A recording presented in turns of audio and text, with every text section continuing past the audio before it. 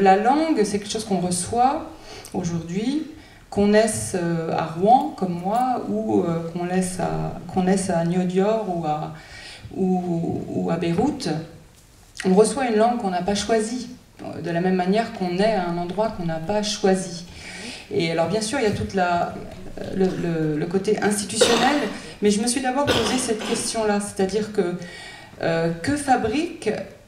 une langue, que fabrique-t-elle de commun entre quelqu'un qui est né au Liban, qui a vécu au Québec et qui maintenant dirige le Théâtre National de la Colline, je pense à Wajdi Mouawad, entre moi qui suis née dans une province française il y a plus de 50 ans et qui ai vécu en Afrique du Sud et en Pologne, où j'ai rencontré des amis qui sont là et qui elles aussi parlent français. Et qu'est-ce que je donne à voir aux spectateurs qui fréquentent mon théâtre quand ils viennent applaudir un jour de La Valette Bidiefono, le lendemain Wajdi Mouawad, encore un autre jour Dieudonné Nianguna,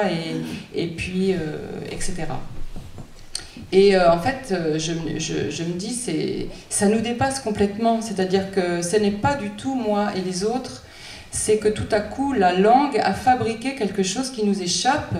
qui est une communauté d'imaginaires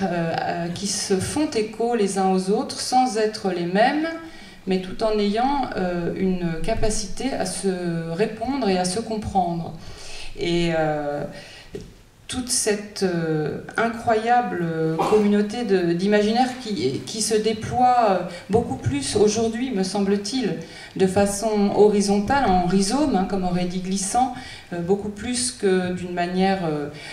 pyramidale. C'est-à-dire que je pense que quand même pour nous, aujourd'hui, locuteurs, le français n'est plus la langue de l'Empire. Elle est la langue de tous, elle n'appartient plus à la France en tant que centre. C'est terminé ça, je pense que c'est terminé, qu'on le veuille ou non. Donc c'est ça dont j'avais envie de parler pour commencer, c'est-à-dire cet incroyable pouvoir de la langue à créer des mondes imaginaires qui se répondent et qui ne sont pas seulement des mondes de langue. C'est pour ça que j'ai évoqué de La Valette Bidiefono tout à l'heure, donc un chorégraphe. Et je pense à ça aussi parce que je pense à la situation du Tarmac et Théâtre Ouvert, qui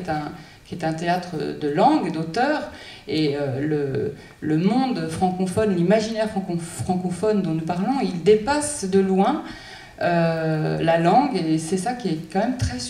qui est incroyable, et qui est ce dont j'avais, moi, envie de parler, en concluant qu'il m'arrive de penser qu'il y a plus en commun entre moi, donc une provinciale française, et, je ne sais pas, peut-être Wajdi Mouawad ou de La Valette Bidiefono, qu'entre moi et un cordonnier de Limoges. Et c'est le miracle d'une langue